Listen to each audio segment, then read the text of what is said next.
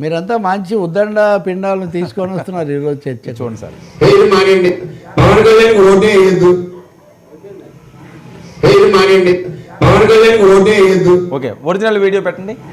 భర్త చనిపోయిన వాళ్ళు పెన్షన్ లేవు. నియోజకవర్గంలో 3600 మంది ఉన్నారు. భర్త చనిపోయిన వాళ్ళు 3673 మంది ఉన్నారు. పెన్షన్ లేవు. సంవత్సరం అయింది, 2 ఏళ్ళు అయింది. మరి ఎక్కడున్నారు ఎమ్మెల్యేలు, ఎక్కడున్నారు ఎంపీలు? ఇవన్నీ తెలుసుకోవాల్సిన బాధ్యత ఉంది. మనం సరదాగా ఓటేసాను కాదు. పవన్ కళ్యాణ్కి ఓటే వేయద్దు, వేయడం మానేయండి. ఇప్పుడు ఆవిడ చరిత్ర చెప్పాను. ఇప్పుడు ఎవరికి వేస్తారు ఓటు చెప్పండి. 5 ఏళ్ళు కనపడిన వ్యక్తికి మనం ఓటేస్తామా? మనకి రైతాంగాన్ని నష్టం చేసిన వ్యక్తికి ఓటేస్తామా? ఒక్కసారి మీరు ఆలోచించుకోవాలని కోరుకుంటూ, మరి అదేవిధంగా ఇప్పుడు మనకి మేనిఫెస్టో ఇచ్చారు. ఇదిగా ఇది వరకు మన గుర్తేటి ఉంగరమేనా? మన గుర్తేటి ఇది వరకు చెప్పు. సరే పోనీ ఇదిలే. మన ఇది వరకు మన గుర్తేంటి? ఉంగరం. ఇప్పుడు మన గుర్తు గ్లాస్. నాకే కొట్టు, పవన్ కళ్యాణ్కి ఎందుకు? గ్లాస్కే కొట్టు. ఆయన మాట్లాడిన అంశం. సో బంగాగీత గారు 5 సంవత్సరాలు ఇక్కడ ఎమ్మెల్యే చేసినా ఆవిడ ఏమి అభివృద్ధి చేయలేదు, పట్టించుకోలేదు, రైతులందరూ కూడా ఇబ్బంది పడ్డారు. ఆవిడకి ఓటేస్తారా లేదా పవన్ కళ్యాణ్ గారు వేస్తారా అన్న సందర్భంలో నుంచి తీసుకొచ్చి ఆ ఒక్క 4 సెకండ్లు బిట్ని వేయొద్దు అన్నదాన్ని వైరల్ చేస్తున్న నేపథ్యం. వర్మ ఫేక్లు ఎవరు చేసినా తప్పు. మీరు చెప్పిన ప్రకారం దాన్ని బహుశా మళ్ళీ ఫారెన్సిక్ ఆడిటింగ్లో ఇవి చేయాలి.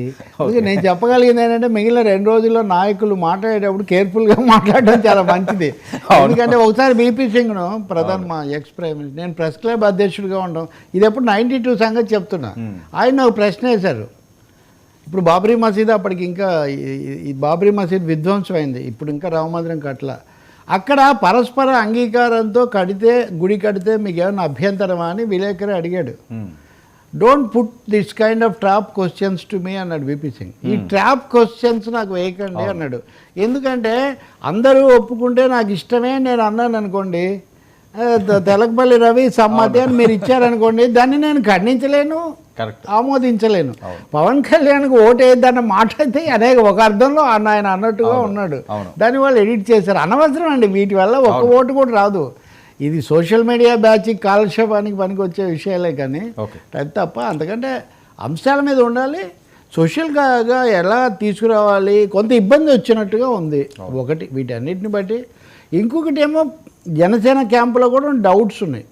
ఎట్లా పూర్తిగా ఇదవుతుందో లేదో, ఇదివరకు తెలుగుదేశం ఓటింగ్ కదా ఇది అని. కాబట్టి దాని మీద శ్రద్ధ పెట్టడం మంచిది వీడియోల కంటే. వైసీపీ వాళ్ళు కూడా ఇలాంటి వైసీపీ వాళ్ళే అని మళ్ళీ ప్రూవ్ చేయమంటారు. మళ్ళీ నీ వీడియో నా వీడియో పెట్టి చూద్దాం సార్. ఎన్ని చూడాల్సి ఉంటుందో ఈ 3 ఫెయిర్గా ఉండాలండి. అన్ఫెయిర్ మీన్స్ ఎవరి విషయంలో అయినా అది మంచిది కాదు. Right sir. Thank you so much Ravi గారు. ఇది ఈనాటి ఫ్రాంక్లీ విత్ తెలకపల్లి.